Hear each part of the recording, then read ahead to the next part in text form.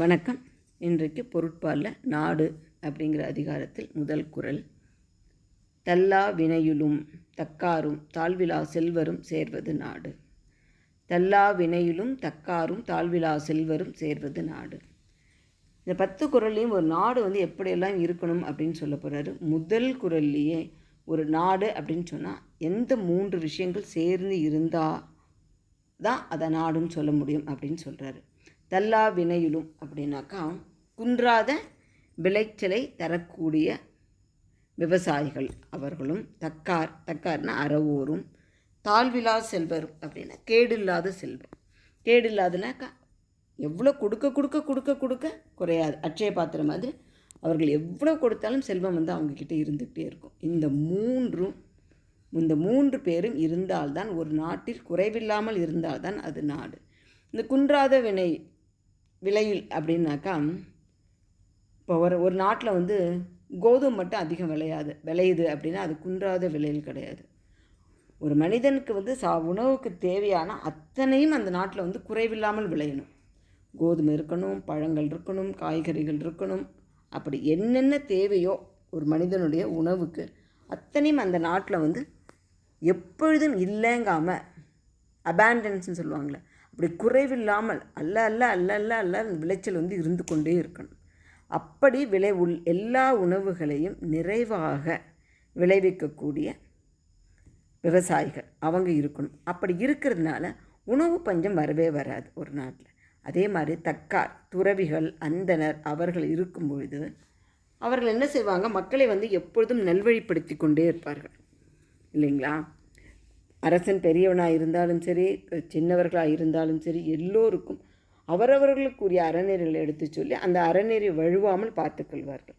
அப்படி அறவழி நடக்கும் பொழுது அழிவின்மை கேரண்டீடுன்ற மாதிரி, எதோ தேவையில்லாத இயற்கை சீட்டம் அந்த மாதிரி எல்லாம் நமக்கு ஒரு அழிவு வராது. ஏன்னா எல்லோரும் அறன் வழியில் நிற்பதால் அதற்கு பொறுப்பெடுத்துக் கொள்பவர்கள் தக்கார். சரி, இதில் இல்லறம், நமக்கு அறம் அப்படின்னா இல்லறம் துறவரம் 2 இருக்குது. அந்த இல்லறத்தில் இருக்கவங்களையும் அறத்தின் வழிபட்டு நிற்பார்கள். அதுவும் முக்கியம். சரிங்களா. அடுத்தது இப்போ 2 வந்துருச்சு. என்னது? தள்ளாத விலையுள், அதாவது எல்லா உணவுகளும் நிறைவாக உருவாக்கக்கூடிய விவசாயிகள் தக்கார். மக்களை அறவழியில் நிறுத்தக்கூடிய பெரியோர்கள். தாழ்விலா செல்வர் அப்படின்னா முதலே பார்த்தோம், அல்ல குறையாத செல்வம். செல்வந்தர்கள் அப்படின்னா நாம் நினைக்கிற மாதிரி சின்ன சின்ன பணக்காரங்க அப்படி கிடையாது. எப்படி அள்ளி கொடுத்தாலும் அவர்களோட செல்வம் குறையவே குறையாது. ஒரு காலத்தில் நம் நாட்டில் இருந்த செல்வந்தர்கள்லாம் பார்த்திங்கனாக்கா அரசருக்கு பணத்தட்டுப்பாடு வந்தால் இவங்க கொடுப்பாங்க அவங்களுக்கு கடன். அப்படின்னா எவ்வளோ பெரிய செல்வந்தர்களாக இருந்திருப்பாங்கன்னு பாருங்கள். அப்படி இருந்தவர்களை கோவலனோட தந்தையும் ஒருத்தர், பட்டினத்தடிகளும் அப்படித்தான். அவ்வளோ செல்வம் இருந்தது அவங்கக்கிட்ட. அரசருக்கு தேவையான இவங்க செல்வம் கொடுக்கக்கூடியவர்கள். அப்படி செல்வம், அந்த மாதிரி செல்வம் செல்வந்தர்கள் இருக்கும் பொழுது அந்த நாட்டில் வறுமை இருக்காது. ஆக இப்படி இந்த 3 பேரும் ஒரு நாட்டில் நிறைவாக இருந்தால்தான் அது நாடு. அப்போ என்னது? அந்தனர், அரசர், வணிகர், வேளாளர், இந்த 4 பேர் இருந்தாங்க அப்படின்னாக்கா என்னென்ன நமக்கு கிடைக்குது பாருங்கள். காவல், அறிவு, செல்வம், உணவு, இந்த 4 வகையிலையும் அந்த நாடு சிறந்து விளங்கும். ஆக அந்த நாடு எப்பொழுதும் யாரையும் எதிர்பார்த்து நிற்க வேண்டிய அவசியம் இல்லை. அதுதான் தற்சார்பு, அவர்கள் தன்னிறைவாக இருக்கிறது அப்படின்னு.